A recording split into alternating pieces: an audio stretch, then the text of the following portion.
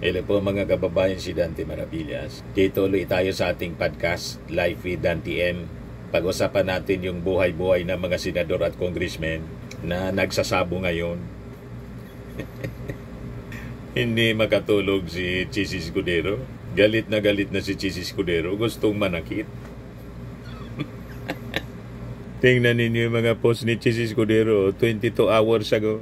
Kapag nagturo ka ng daliri sa iba, may 3 daliri na nakaturo pabalik sa iyo.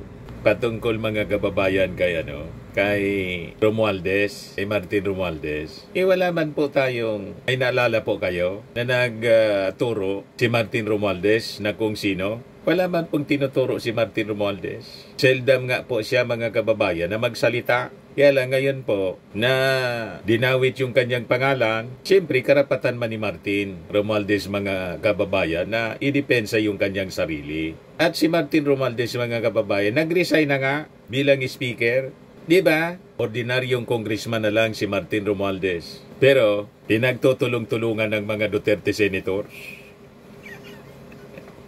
Nadurugin si Martin Romualdez. Gaano ba kalakas ngayon si Martin Romualdez sa inyo? Akala ko ba si Martin Romualdez hindi threat sa inyong ambisyon sa pagka-presidente, vice-presidente? Bakit gusto ninyong durugin si Martin Romualdez?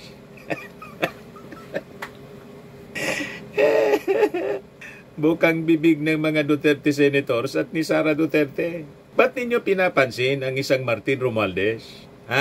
Yan ang tanong natin. Yan ang sabi ni Chis Escudero. Klarong-klaro po ang script nito. Ipitin ang 3 dating DPWH officials, pakantahin sa kanilang mema.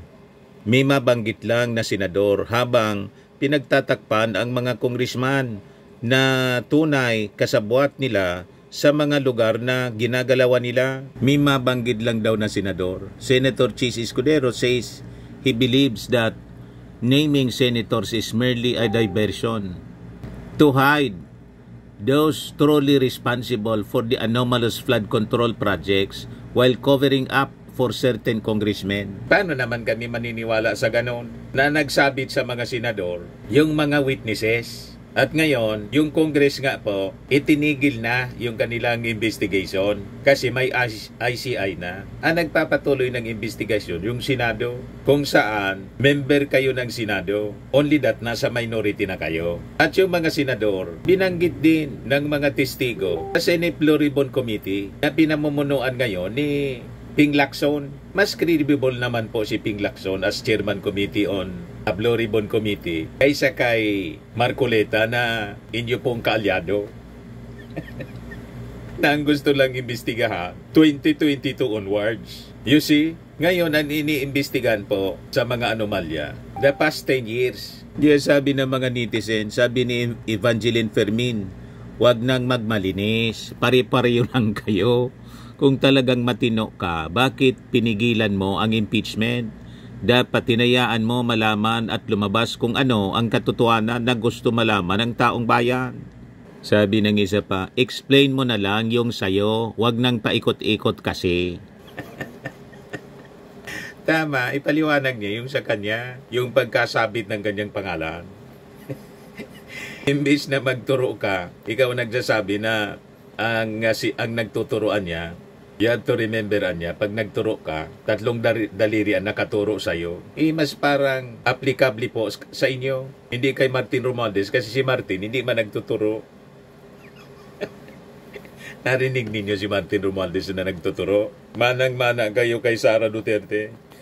Pare-parehas kayo. Mahilig baliktad din yung kwento. Sabi ni SDDB Rara, mukhang TikTok edits ang resibo ni Kuya. Akala ko ba matalino yan? Sabi ni Maan Michelle, explain mo na muna paano mo na-gift yung $1 million ring ni Hart kung di ka kurakot. Nadamay tuloy yung asawa, si Hart Evangelista. Yung display din yun ang display mga kababayan ng kayamanan niya. Nadamay na tuloy.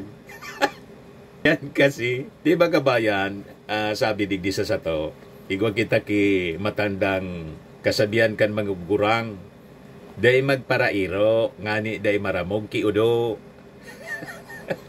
Huwag magaslaw para hindi madumihan ng tae.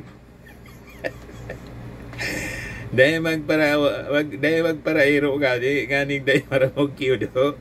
Kaya na nangyari sa inyo. Diba? Masyadong matabil, masyadong magaslaw. Ayun, sumabog sa inyong pagmumuka yung mga kababalagaan na gawain ninyo. Sabi ni Engineer Amador, show all the evidence, hindi aka-aka lang. Sabi ni Baarte, syempre, clean little hands are good to see. Sabi ni Tam Gayaso, word of the day, scripted. Sabi ni Alan Paklit, ikaw ang alam ng marami at kung may alam na ka, isiwalat mo na rin. Tama, magpakita ng resibo. Yung mga nag-akusa sa kanya, nagbigay na ng resibo, inamin na nga niya. Yung report ng PCIJ at Rappler na tumanggap sa ng 30 million. Sa isang kontraktor noong eleksyon, 30 million. Admission of guilt. O ngayon, inaakusa niya si Martin Romualdez, magpakita ka ng resibo. Kaya sabi ni Martin Romualdez, napakinggan ko niya yung naging speech ni Chis Escudero. With respect, what we heard was not an expose but a DDS script. The same recycled accusations we have long seen on troll pages in social media posts. Walang bago at wala ring katotohanan. Instead of answering the serious questions he himself must face, Senator Escudero chose to deflect. He did not deny the allegations against him. He did not explain his own role in flood control kickbacks. Imbes na magpaliwanag, nanisi pa. Yan ang ugali ng mga DDS talaga po. Kahit si Sara, imbes magpaliwanag kung ano-anong pinagsasabi.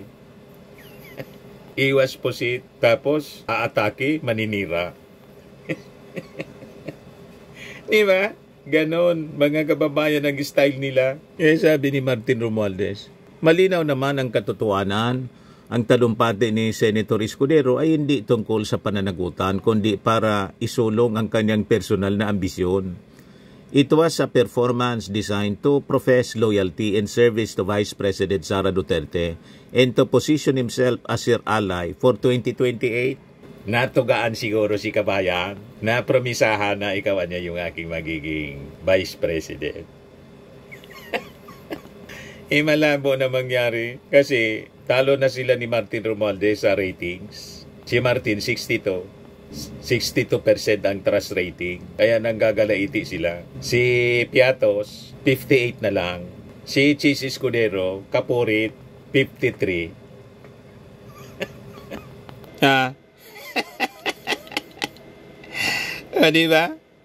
Malabo ang mga pangarap nila. Malabo na mangyari. Kaya overtime sila sa paninira kay Martin Romualdez. Pinagkakaisa ng mga Duterte senators, pati ni Sara Duterte. Koro sila sa paninira kay Martin Romualdez. Ang nangyari tuloy, lalong sumikat si Martin.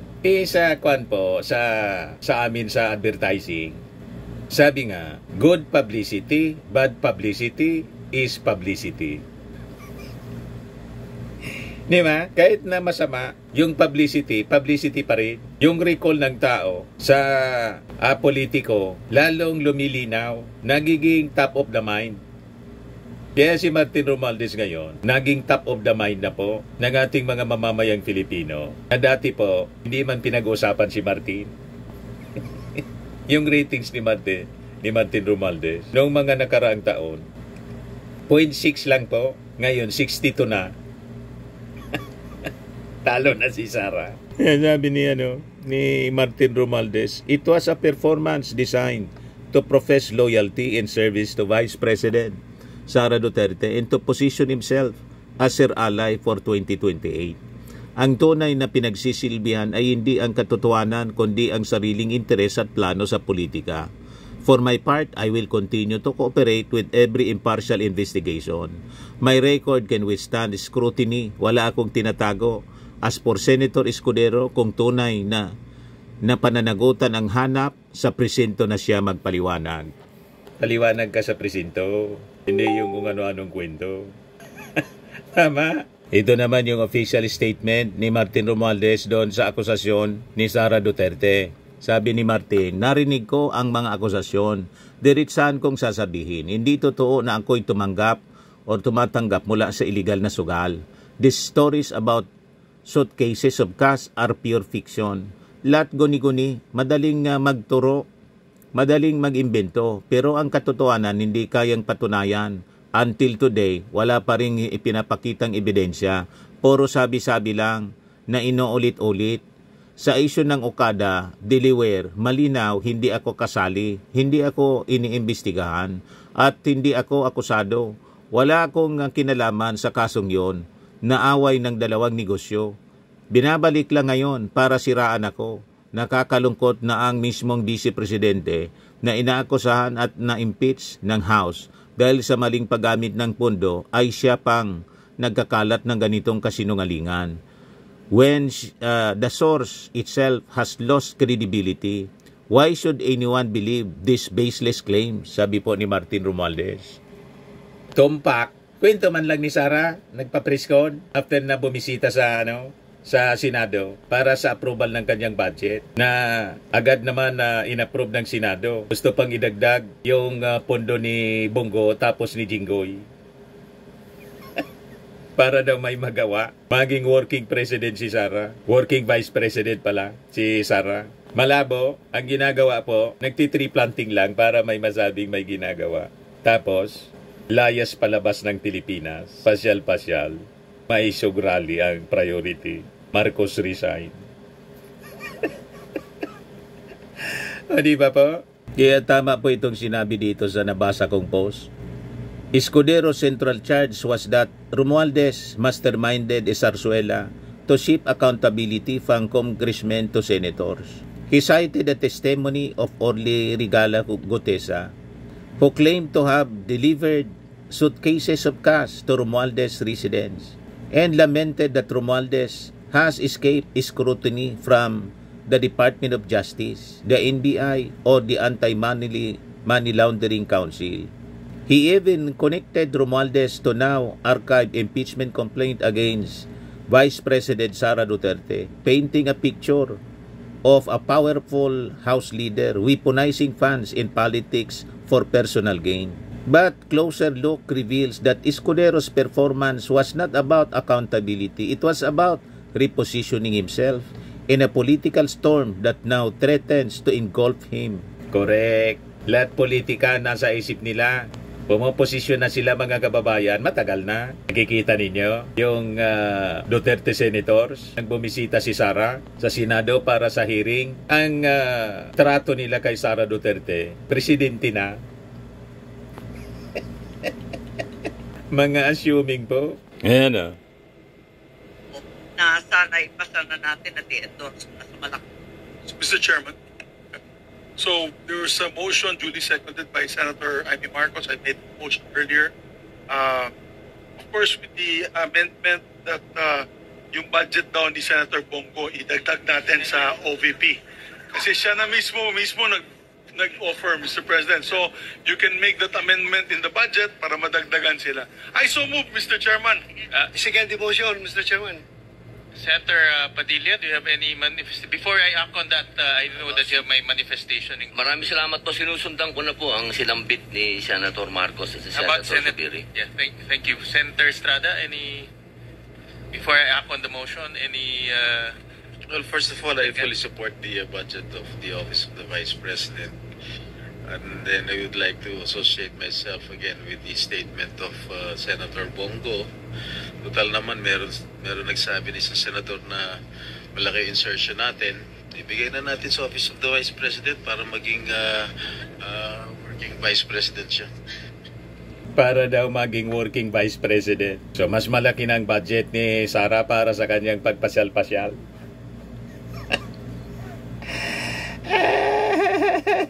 So, balikan natin ito. Sabi dito, first, Escudero has yet to convincingly explain his own entanglements in the flood control mess. Centerways Construction, one of the government's top contractors, admitted donating 30 million pesos to his 2022 campaign. Data shows the firm bagged at least 53 flood control contracts worth over 5 billion pesos from 2022 to 2024. Most clustered in his home province of Sorsogon. Escudero insists the donation was personal and unconnected to Centerways contracts. But this defense collapses under the weight of the Omnibus Election Code, which prohibits candidates from receiving contribution from individuals or companies holding government contracts. Correct. Depensa ni Chis Escudero kahapon sa kanyang privilege speech. Yung iba niya na mas nakakataas nga sa akin, ganun din yung ginawa, tumanggap. So ang ibig niyang sabihin, pag tumanggap yung iba, tanggap na rin siya. Admission of guilt, mga kababayan. Hindi ko nga maintindihan kung bakit hindi pa gumagalaw yung Commission on Election. Di ba? Violation ng Omnibus Election Code. So, ang ibig niyang sabihin, mga kababayan, pag ginagawa ng iba, uso, gagawin na rin niya. Di ba? Yun ang pinupunto ni Chis Escudero sa kanyang privilege speech. Pag ganyan ang uri ng logic, mga kababayan, hindi malayo na sabihin natin, pag may mga senador na tumanggap ng kickback, kasi yun ang kalakaran, di naman ang problema niya kung tumanggap din ako ng kickback. By analogy, ganun.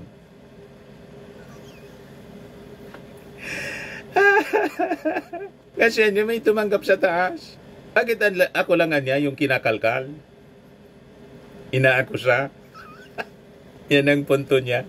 Pangalawa, sabi rito, Deputy Speaker Ronnie Pono's testimony places Escudero not as a whistleblower but as an active participant in questionable budget maneuvers. Pono revealed that Escudero and former appropriations chair Saldico effectively ran a small committee that finalized insertions in 2025 national budget, insertions that swelled the DPWH flood allocations to unprecedented levels. Romualdez, Pono said, was absent from these meetings.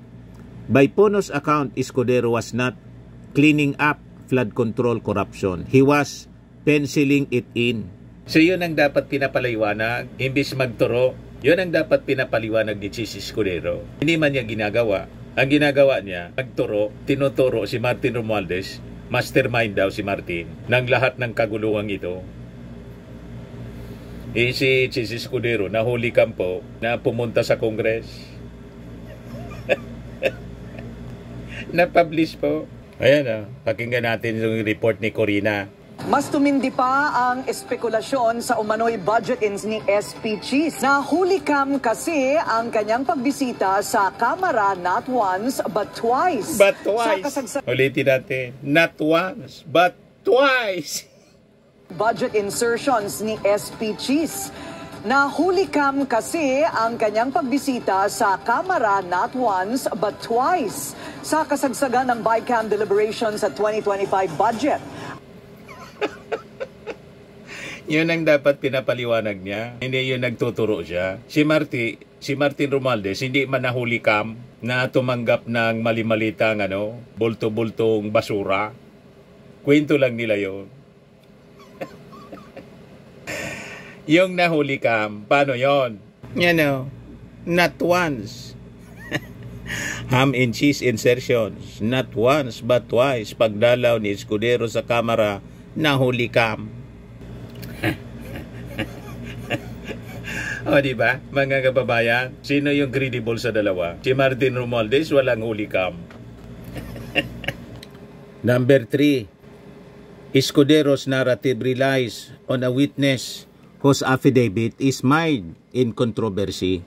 The notary public named in Gotesa's affidavit has publicly denied notarizing or signing it, calling the document falsified and injurious to her reputation.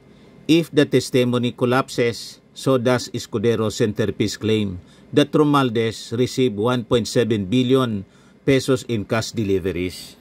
Yet, perhaps the most telling element of Escudero's speech was not what he said, but why he said it, by casting Romualdez as the villain in Sara Duterte as the aggrieved Escudero signaled a clear pivot to the Duterte bloc, a bloc that remains hungry for political redemption after Rodrigo Duterte's fall from grace and Sara Duterte's bruised standing. Romualdez himself called Escudero's remarks a DDS script designed less for the Senate floor than for the political stage of 2028. The irony is stark. Escudero decries selective justice even as he shields himself from the hard questions about his own campaign financiers and budgetary fingerprints. Accuses others of diversion while mounting a diversionary spectacle of his own, and he claims to defend institutional integrity even as he cheapens the Senate by turning its floor into a stage for factional loyalty test. Tumpak! Gusto niya tayong paniwalain na gusto niyang i-defend yung institutional integrity ng Senado. Siya ang sumira po ng Senado dahil sa forthwith. Nasira. Kaya nga po bagsak yung kanyang ratings po. Tinalo ni Martin Romualdez. At yung Congress, mas mataas yung ratings ng Congress kaysa sa Senado. You see, lalo na po ng leader ng Kongreso, si Martin Romualdez, mas mataas yung ratings kaysa kay Sara at saka kay Chis Escudero, 53% na lang. Sino ngayon ang paniniwalaan natin na sumira sa institusyon? Kayo yung sumira sa Senado. Nawala yung respeto ng mga tao sa Senado. Kaya sabi nga natin, dapat yung Senado i-abolish na lang. Kasi sabi ni Ping Lacson, mga toto 3 lang daw mga kababayan sa mga 19 senators ang walang insertions. Almost all may insertions. You see? Ayan man lang po. Gusto magpilato ni Chis Escudero. Mahilig kayo magpilato. Yan po ay atid sa inyo nitong napakagandang product from Australia. I am worldwide amazing pure organic barley from Australia. Yung mga gusto po na mag-order nito, mag-try, mag-message na lang po kayo sa amin. So lagi ninyong tatandaan po, sa buhay, you become what you believe. Bye-bye po. God bless.